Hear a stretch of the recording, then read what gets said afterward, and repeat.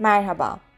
Bu videoda sizlere Robust RPA ürünü ile örnek bir otomasyon sürecinin nasıl tasarlandığını göstereceğiz. Örnek sürecimizde var olan bir resim içerisinde bir görüntüyü arayıp aradığımız alanın koordinat bilgilerinin alınmasını sağlayacağız. Eğer aranan alanın yükseklik bilgisi belli bir değerden büyükse resmin boyutunun yarıya indirilmesini sağlayacağız.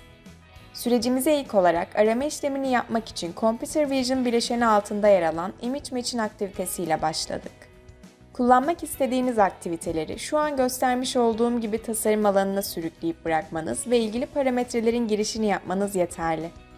Name alanında bu adımda ne yapıldığını anlatmak için öndeğer olarak gelen Image Match'inden sonra arama işlemini gerçekleştirmek istediğimiz dosyanın ismini yazdık. Tüm adımlarda benzer şekilde name alanına değer girdiğimizde süreç akışı üzerinden hangi işlemlerin gerçekleştirildiğini anlamak kolaylaşmakta. Source Image alanına içerisinde arama yapmak istediğimiz kaynak görüntü dosyasının, Search Image alanına ise kaynak görüntü içerisinde aramak istediğimiz görüntünün dizin bilgisini dosya ismi ve uzantısı ile birlikte girdik. Eğer kaynak görüntü Base64 formatında olsaydı, bu iki alanı boş bırakıp Base64 alanlarını doldurmamız gerekecekti. Biz bu süreçte aramak istediğimiz görüntünün bütün resim içerisinde aranmasını istediğimizden bu alanları boş bıraktık. Eğer spesifik bir alan içerisinde arama yapmak isteseydik, bu alanları da dolduracaktık.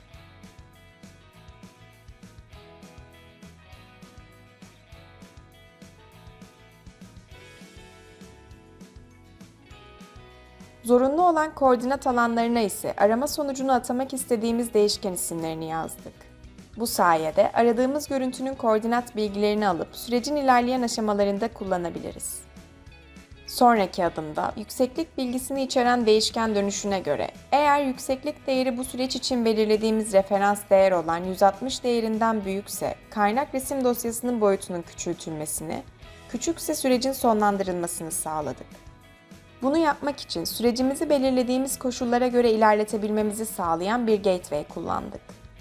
Biz bu süreçte kullandığımız gateway'i bir önceki adımda belirlediğimiz değişkenden gelecek değere göre koşullandırdık.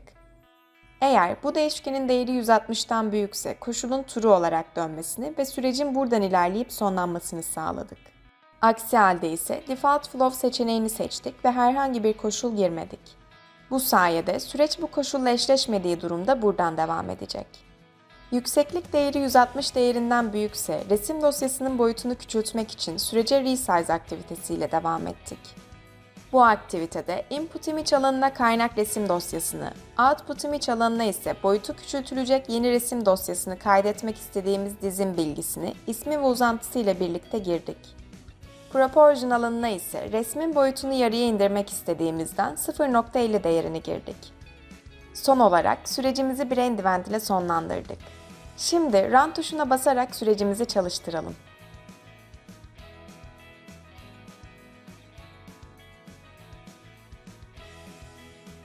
Sürecimiz sıraya alındı ve sırası geldiğinde Scheduler servisi tarafından çalıştırılacak.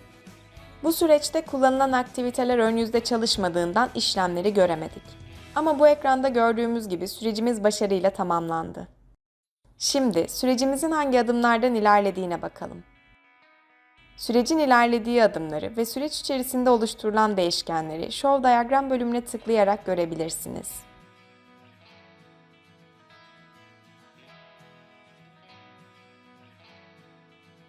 Burada koordinat bilgilerinin ilgili değişkenlere başarıyla atandığını görüyoruz.